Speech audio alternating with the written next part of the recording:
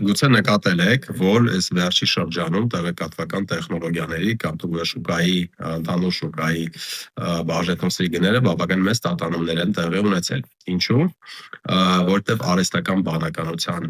մասով բավականին մեծ առաջընթացներ կան, այսինքն իրանք սկսել են այդ արհեստական բանականությունով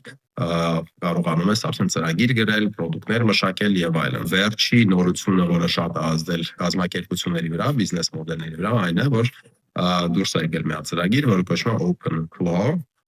որը կարողանում է կապել քո անձնական տարբեր ծրագրերի իրար հետ, այսինքն ունենալ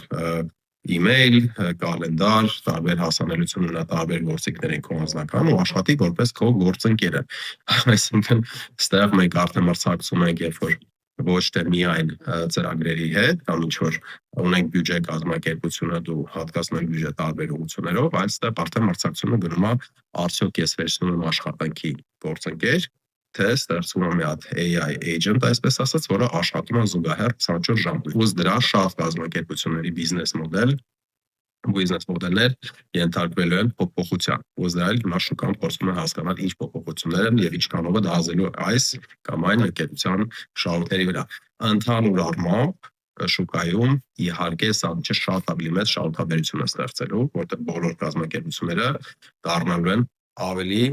արտադրողական եւ ըստ դրա ավելի շահութաբեր եւ ունենալ մասնակցություն շուկայում դիվերսիֆիկացված մասով առանց կանխագուշակելու այս կամ այն կազմակերպությունը ոնց կազդի դրանից եւս դառնում է շատ հեռանկարային։ Եթե հետաքրքիր է ամբողջ թեման, բիզնես մոդելների փոփոխություն, եթե տեխնոլոգիական ոլորտից եք, ուզում եք տեսնել ինչ որ վերլուծություններ, հղում կա այստեղ կոմենտներում եւ ըստ դրա մի հատ կարող եք նայել